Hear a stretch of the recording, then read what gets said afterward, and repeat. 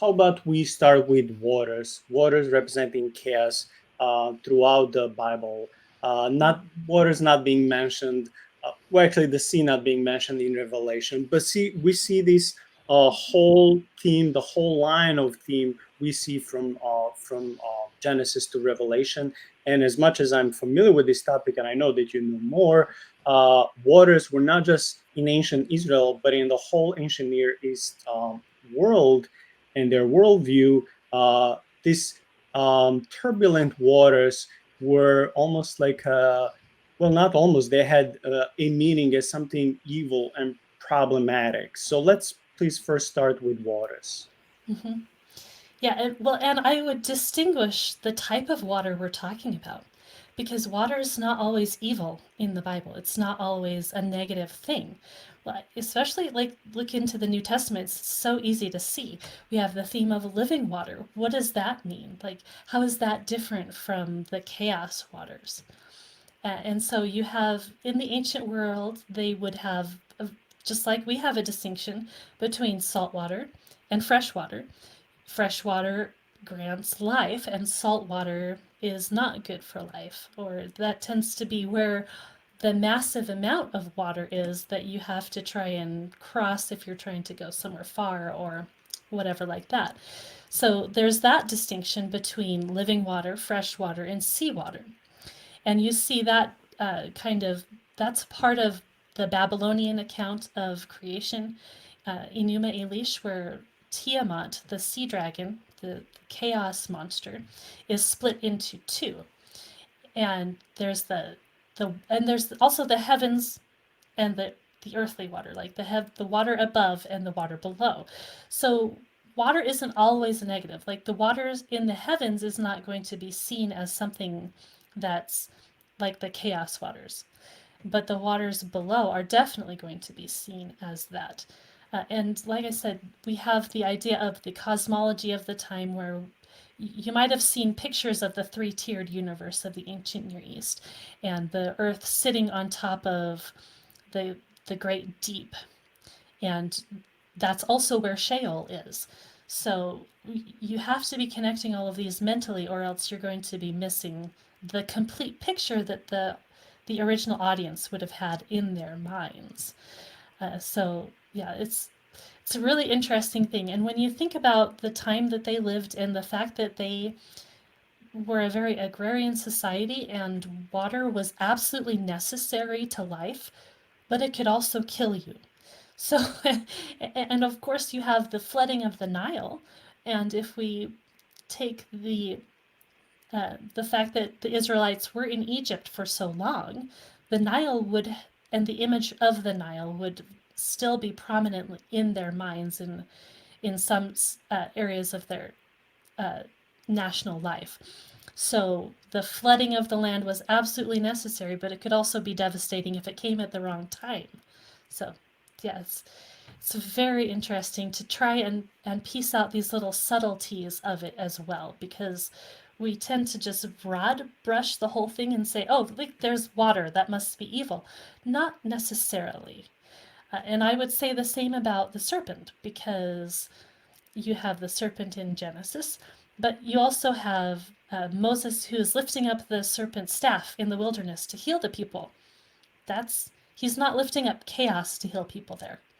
So that's going to be different. So you really have to just, yeah, there's hyperlinks, but you need to make more than one connection.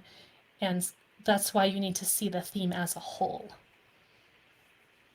Yeah, thank you for that detailed explanation. I just wanted to read like a short passage summarized by another theologian, Michael Morales. Basically, water is often a symbol of chaos. Deep rivers, seas, and oceans are places people cannot live. Sheol, which in the Old Testament is better understood as the underworld and not so much as hell. So Sheol, and in particularly the abyss, are described as watery places. Egypt also is described like Sheol. One would descend down into Egypt, and the Exodus was an ascension. Exile is a symbolic death. In this sense, we can think of water images, Egypt and Sheol as related. Further, in several passages, Pharaoh is described as a dragon or serpent. Aaron's staff turns into a serpent more than once, Exodus 7. Hebrew words used here are both nakash and tanin. These words could be translated serpent, dragon, or sea monster depending on context. In a sense, Moses and Aaron bring a serpent to meet a serpent or dragon to meet a dragon. Sounds like those 70s and 80s kung fu movies in a good way. In a good way. This is very interesting, given that Exodus 7:15 describes Pharaoh going quote unquote out of the water. And I want to thank our ministry partner Paul Ali, who actually wrote a paper on this and sent me this info. But what is your theological opinion about not just going from waters, now going then to abyss and the pit, to all the way to the Pharaoh, the serpents and dragons? This seems as a short paragraph that is packed so much theologically, and I believe it's very important for us. Definitely. And there's, and of course, when you look at the story of Israel and Israel as a nation, there's nothing more important to their national heritage than the Exodus, right? That's like you have Abraham who founded the nation, you have the patriarchs, but it's the Exodus that really defines Israel as a people in terms of, look, we were a people, we screwed up and bad things happened, and it wasn't just us who did that. There are also dark forces in the world who are against us. You have the nation of Israel, or the nation of Egypt. You have the leader of Egypt, Pharaoh, and you have the gods of Egypt who are actively trying to go against Yahweh. So all of those things combined is that's what you have with the Exodus story and the going through the waters there. So not only do you have the chaos waters here, but we see God controlling the chaos waters, and we see God using them to purify Israel as they're going through the waters, not actually being touched by the chaos waters, but the same idea of being rescued through the waters, depending on various translations. That's what you see in the flood, and that's what you see in the Exodus, and that's what you see when the New Testament writers talk about baptism as well. They're making that connection. Well, it's like, well, when you go and get baptized, you're not usually going into the actual ocean or sea. Some people do. A lot of us don't have access to that, so we don't, or we don't want to. But it doesn't matter what kind of water you're being baptized into. The symbolism is there.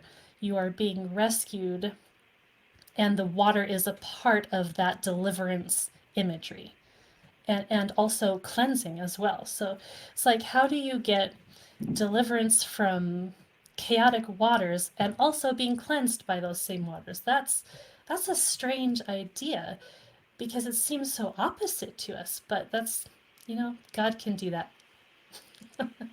That's how you get polemics and all of that. Yeah.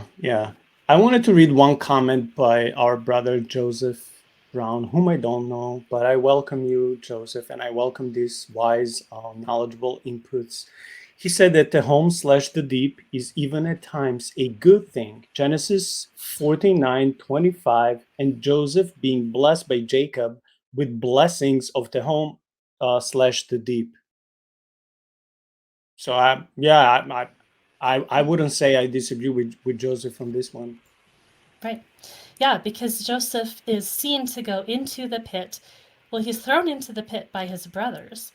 And then when he's in Egypt as well, he goes into prison, which is another figure for the pit.